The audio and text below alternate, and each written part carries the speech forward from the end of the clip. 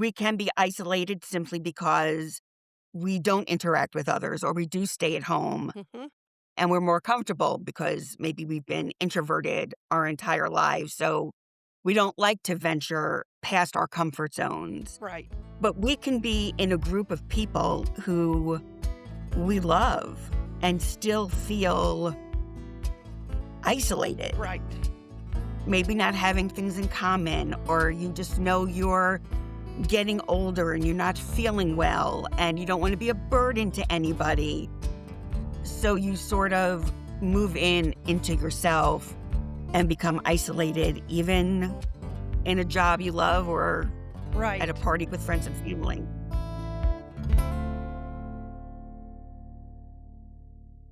Welcome back to our Aging Well at Home series. This month, we're focusing on connection and family conversations because aging well isn't only about physical health and safety. It's also about staying socially connected, plays a major role in emotional health, cognitive health, and overall quality of living and life. And one of the biggest challenges many older adults face is isolation, something that often happens gradually and quietly over time. Today, I'm joined by Cori Search, lead regional ombudsman with the Land of Sky Regional Council, Area Agency on Aging. Cori works closely with older adults and families across Western North Carolina, helping advocate for residents living in a nursing home and assisted living while supporting dignity, safety, and quality of life. Cori, thank you so much for being here. And tell us a little bit more about you and yourself and how you ended up becoming an ombudsman.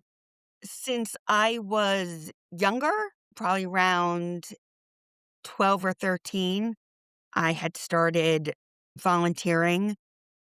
And since so many of my relatives were older, I was very comfortable going into nursing homes and volunteering to do activities and things like that.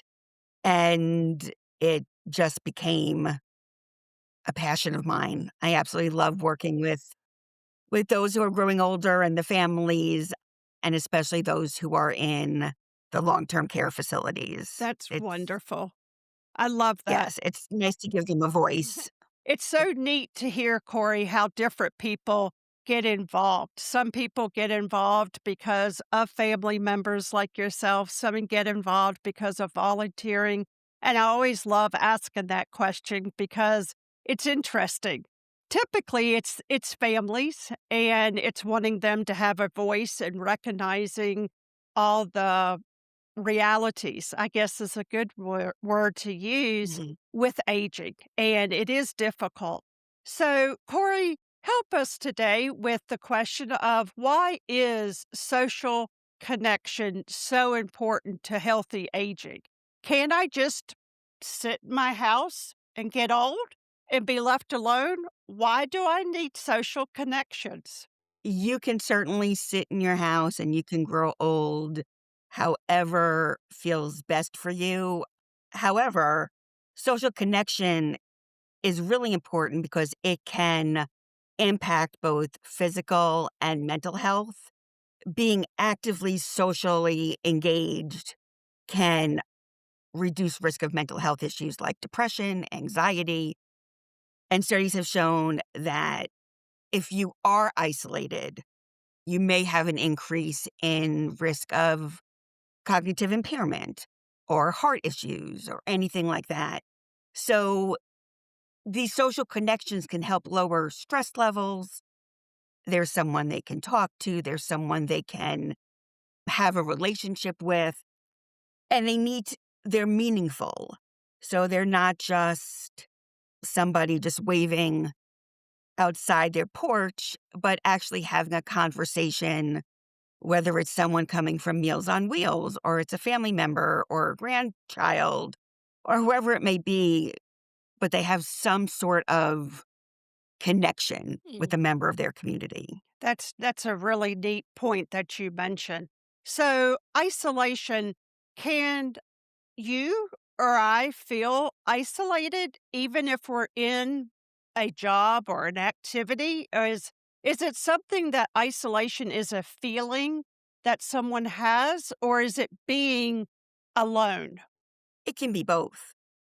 We can be isolated simply because we don't interact with others or we do stay at home Mhm. and we're more comfortable because maybe we've been introverted our entire lives. So we don't like to venture past our comfort zones. Right, But we can be in a group of people who we love and still feel isolated. right, Maybe not having things in common, or you just know you're getting older and you're not feeling well and you don't want to be a burden to anybody. So you sort of move into yourself and become isolated, even in a job you love or at a right. party with friends and family. We saw a lot of this, didn't we, Corey, with the hurricane and COVID? Yes. We Yes. saw a lot of people Um, kinda closing in. I think that was the word you used, and I love that because that's a really good visual of people not connecting. So, I don't wanna be a burden, says the loved one, but having Meals on Wheels is a social connection. It's just not a mhm. hot meal, correct? Absolutely. You have someone who's going in who checks on them, says hello to them, asks how they are, and has almost a friendship type of connection with them. And that check in is really important because when someone comes to deliver a meal, they're looking at the surroundings in their home. How are things looking? How are they looking? Do they look like they're taking care of themselves? Do they look like they're bathing or that they're eating?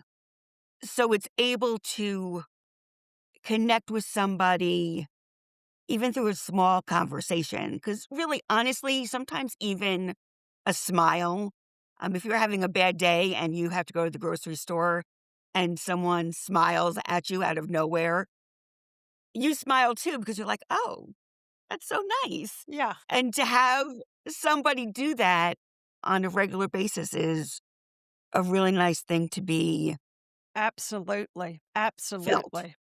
So you're in retirement communities, may they be nursing homes in our area or assisted living in the area. What are some social connections that you see people can do simply by going there? Like, what do you do specifically? And then your suggestion of smiling to somebody, volunteering. Those are some really great social connections. What are some others that you may observe in the retirement communities? One of the things that I've seen families do is they go through the activity calendar with their loved one and see, oh, well, this day they're playing music. You really like to do that. So let's plan on you going for that. Or I'll come visit so we can do that together. And even just sitting and chatting is really important. And remembering what the person has always liked to do. Maybe they've always liked to read, but their eyesight is maybe changing and it's not as easy. So, what about books on tape? How Mm, can we get them to still be active, even if it has to be accommodated in a different way? And going to the activity director and saying, my loved one used to love to knit and they're still able to, their hands will still move really well. How can we get that involved? Can I bring in yarn and start a knitting club or anything like that? And when I go in to see residents, if they will talk to me, I try to make a quick connection with anything because you have to build rapport very quickly. So it mm. might be if I see a picture of an animal, a dog, a kid, or a pretty quilt, I am all over it. I want to know everything about it. Neat. But it's a genuine wanting to Oh, know. absolutely. Absolutely. And I try to explain to staff that when they go in, you may be the first person that said hello to that person all day. And it's not because Absolutely. others don't care, but the facilities are very busy. So someone may not have had a chance to come in. They helped them, but they didn't have a conversation. Right. So just saying hello and how are you can build that warmth and that comfort into that person. And that And social that's connection that we all need. Yes, I agree exactly. 100% because I think it's important that family members understand, like you mentioned, look at the calendar, identify what's important for their loved one, talk to the activity director, talk to the staff. It's okay to do those things like, hey, did you know mom, dad used to da da da da da? They love that information because that helps them identify what connections are important. That's a great idea. You can still do that even with people who are cognitively impaired. I used to be over a dementia unit, and I had a resident who was a teacher at Northwestern, and he was amazing, but he missed grading papers. He wanted to be busy. So I would give him a stack of papers and say, "Can you grade these for me?" And he went through them, and it made him feel worthwhile and useful. And those things are very, very important when trying to make those connections. Absolutely. And you touched on some really good points that I just want to mention to our listeners.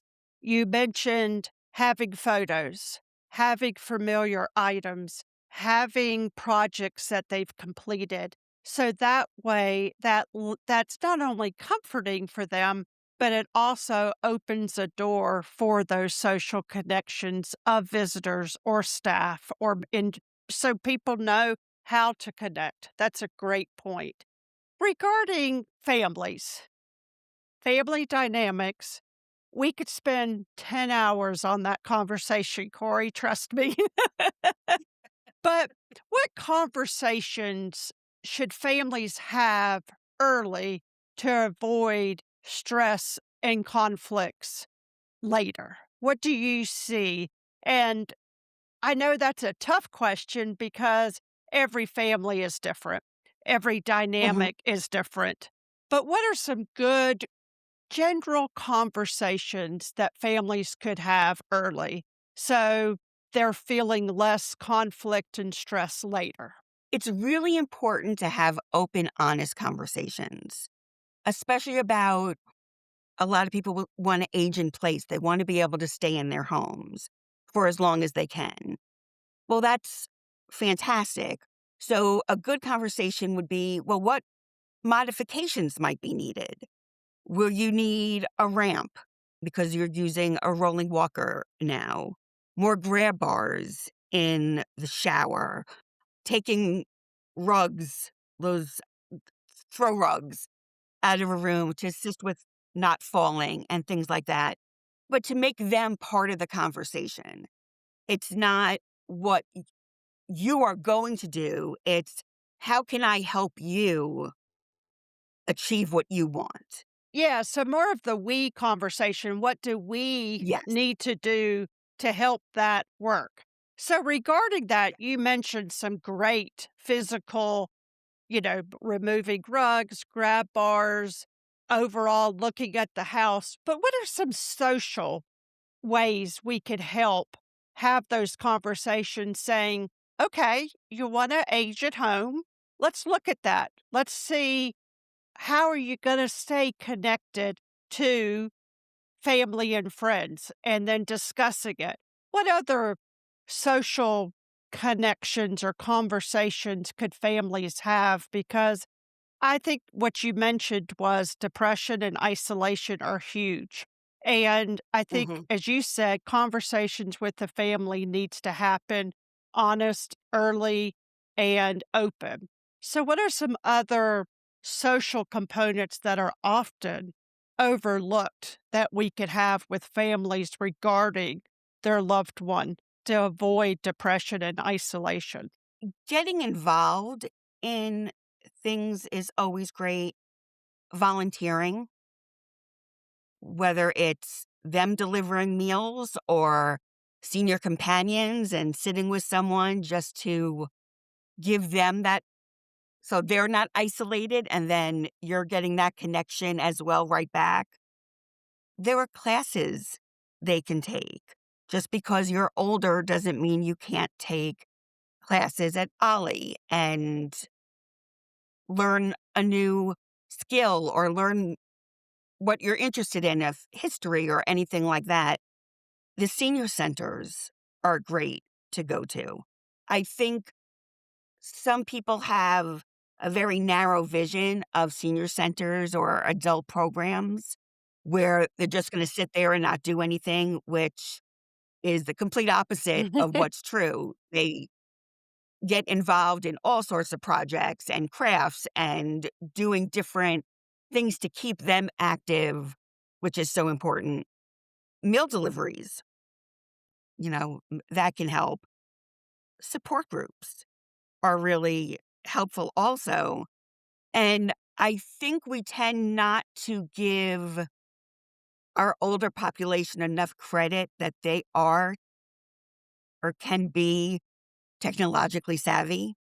Oh, absolutely. I know Well, I have quite a few residents that I work with who are on Facebook or who are join different support groups that are online or they do virtual workshops or anything like that that they're interested in. We tend to think, oh, well, they can't do that because they're older. And you would be amazed at the amount of people who can do those things. And being social virtually is, there's nothing wrong with that, having that outlet as well, especially during the winter around here. absolutely. So I hear families can get tablets and help set up their mom, dad, loved one on different websites of ways to communicate. They could set up maybe a Zoom call like we're doing today, but they can Exactly. do that with families. So don't just assume that they're older, they can't do technology. Embrace it, is what I hear you Hmm. saying. Okay. I love Absolutely. that. I love that. That's a great idea.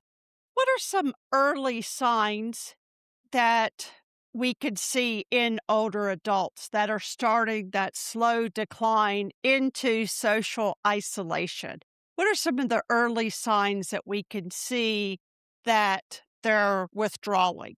That's the first thing is that they're withdrawing from hobbies they've always liked to do, or maybe going out and going for lunch with friends every week like they used to, or going to religious services like they were. Unexplained and unplanned Mm, weight gain or weight loss, okay. neglecting personal hygiene, maybe not bathing as much, sort of a what's the point if I'm not going to go anywhere type of attitude sometimes.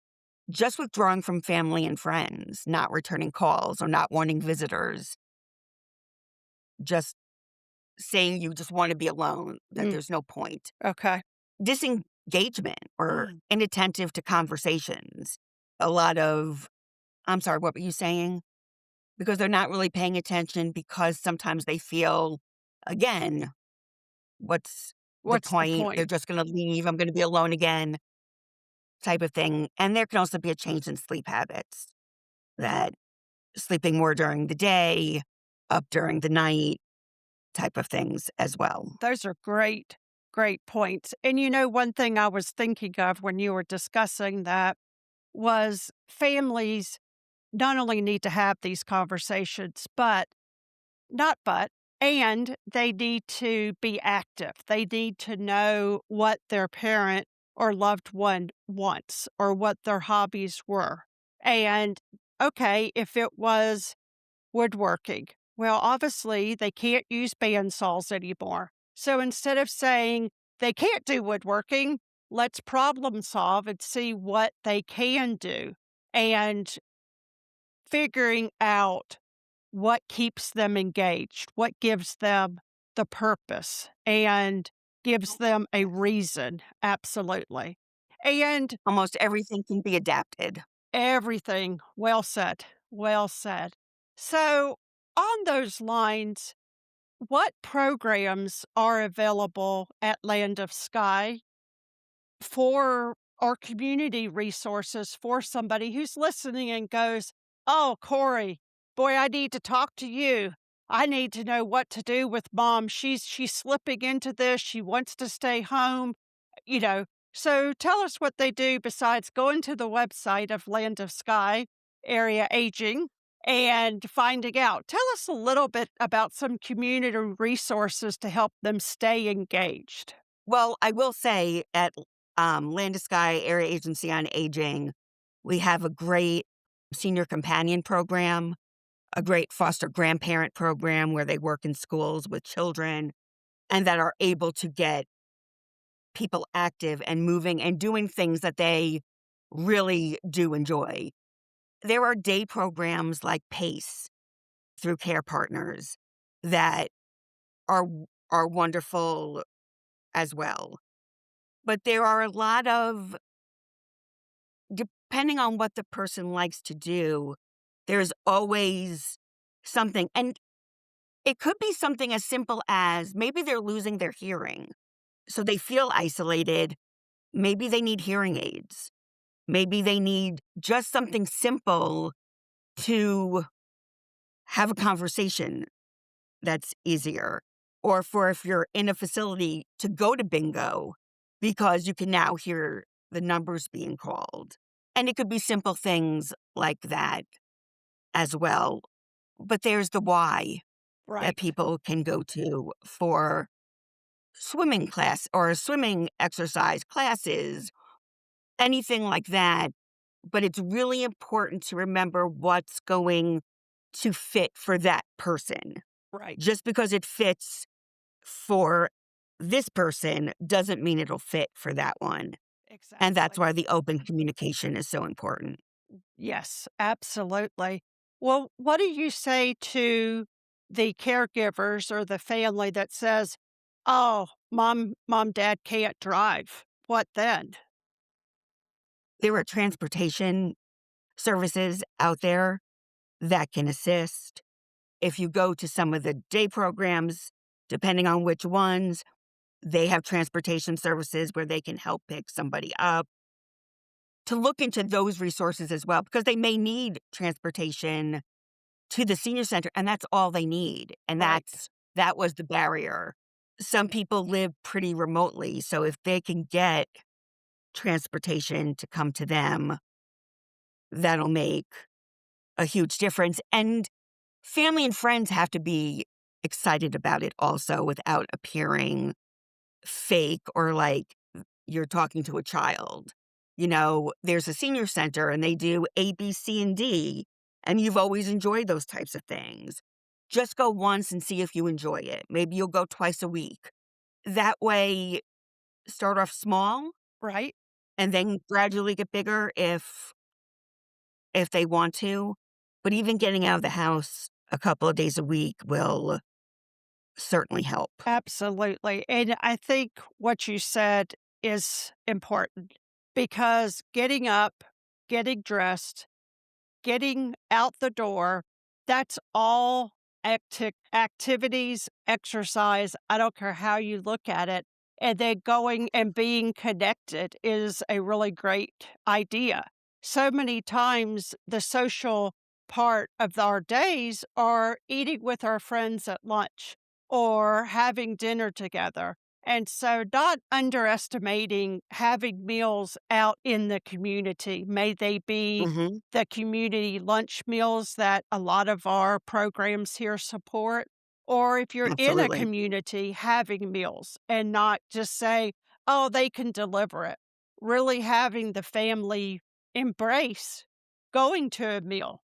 "Well, I don't like my table," is what my mom says. I'm like, "Great.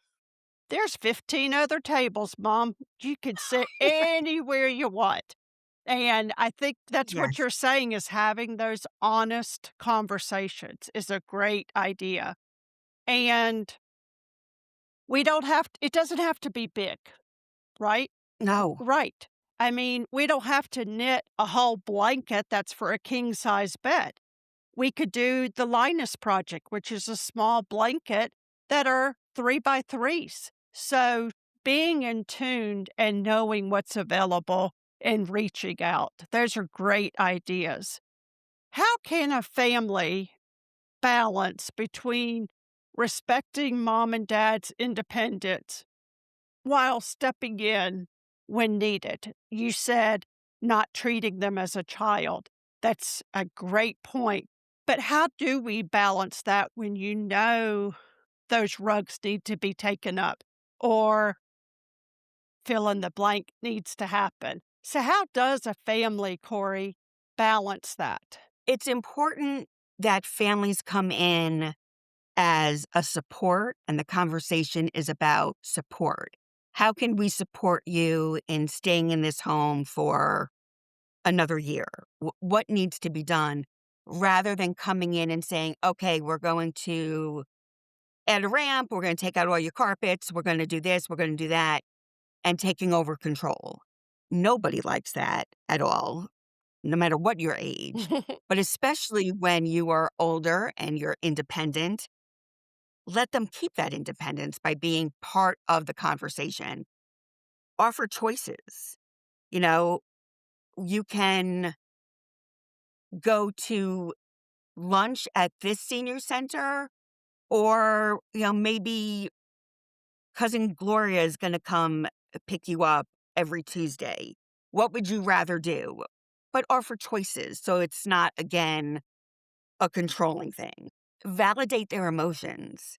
Being alone suddenly, maybe for the first time in a really long time, is scary. So if they're having an open, honest conversation with you, it's important to say things like, well, I can understand why you feel that way.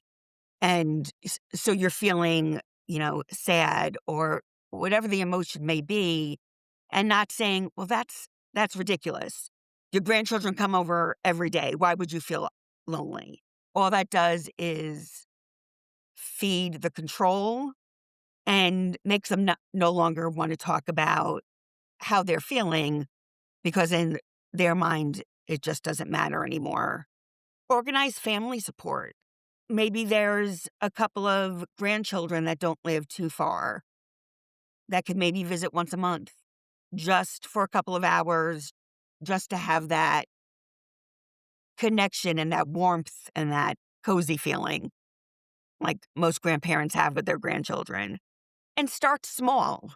Don't throw them into something. You're going to go to this adult day program for 5 days a week, 8 a.m. to 5 p.m. every day. Small. And let them get used to what they want to do and choose what they want to do. Have their input and listen to them Yes. and ask them. Absolutely. Absolutely. Absolutely. One mistake I see families make, and they don't mean it intentionally, is pick up their phones and they're like, "Yeah, mom, I hear you. Yeah, you're lonely. You want us to come more." That's exactly what you were saying. To listen, to lead in, to be honest, to have those conversations and say, "How can I help?" One thing that I recently started with my mom, who's in assisted living, Corey, is I text my brother and sister and say, "I'm going to go see mom today between 1 and 4 ish. Are you available for FaceTime?" And I then will say, "Hey, mom," and we'll go out for a walk or something. And I'm like, "Oh, I meant to tell you, Johnny wanted to talk to you," her son. And I said, "He's right here on the phone. Let me get him." That way, the family is engaged and sees her. And it's more than just a visit, it's a touch.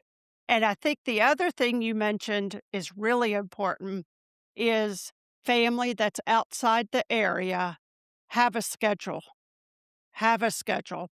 I think that is so important, even down to, "Hey, Corey, you call on the third Thursday of the month. Have the Bible study, the chorus, the woodworking, whatever she was involved in, come on the fill in the blank.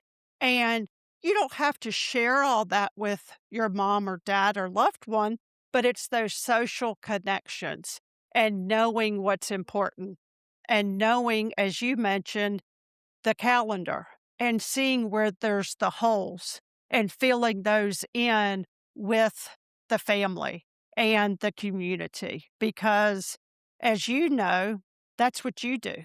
You're you're Mhm. in the community and you know what it takes. It takes a village. And we hear this all the time. And we heard a ton of this after the hurricane and COVID, but it's true. Mhm. So very, very true. What other thoughts do you have, Corey, before we close out our conversation today that you would want to share with families or caregivers in general about connections and family conversations? I think as much as being active and being part of the community is important, I think it's just as important that if they want alone time, it doesn't necessarily mean they're being isolated. Mm, We all have social batteries, and sometimes we just need to decompress for a little while and just be by ourselves and watch TV or do something we want to do. right. And that doesn't necessarily equate to loneliness. Watch it and make sure it doesn't, you know, become something bigger, but allow them to still be who they are.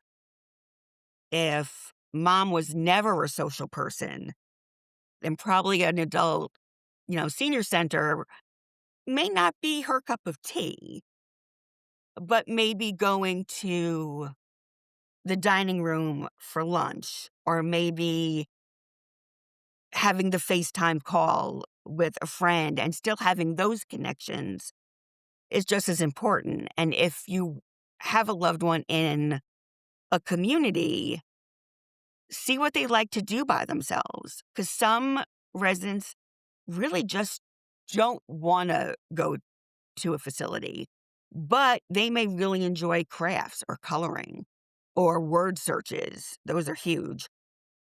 So make sure they have them in their room and that they're still being checked on and interacted with, but let them still have what they've always enjoyed and what they've always wanted Well said. Well said. is important. Yes. So, Corey, thank you again for today and being here. Please check out Corey and Land of Sky Regional Council Area Agency on Aging. There are many numerous resources, not only in our community here in Western North Carolina, but where you are living. Council on Aging, Area Agency on Aging. These are all incredible, incredible resources. Corey had mentioned senior college. I know there's several colleges out there that are maybe not in your area, but they do offer senior classes. And it's not about getting the A in the class, it's about engaging. It's about keeping your mind sharp and thinking ahead. This is such an important conversation, and we need to have these conversations about aging in place and why and how we have those. It's very important to lean into those important conversations with honesty and upfront and no hidden agendas and have everyone involved in the family. It is important to have open communication, connection, no matter our age, if you're 20, 30, 70, 80, or even 100. If you'd like to learn more about local aging resources or explore the conversations from our Aging Well at Home series, visit carolinalivingchoices.com. And if there's a topic you'd like us to cover in the future and for discussion, we'd love to hear from you. If you have any questions for myself or for Corey or in general about how to, what to, please reach out to us at Ask the Experts, and we would love to have those conversations with you.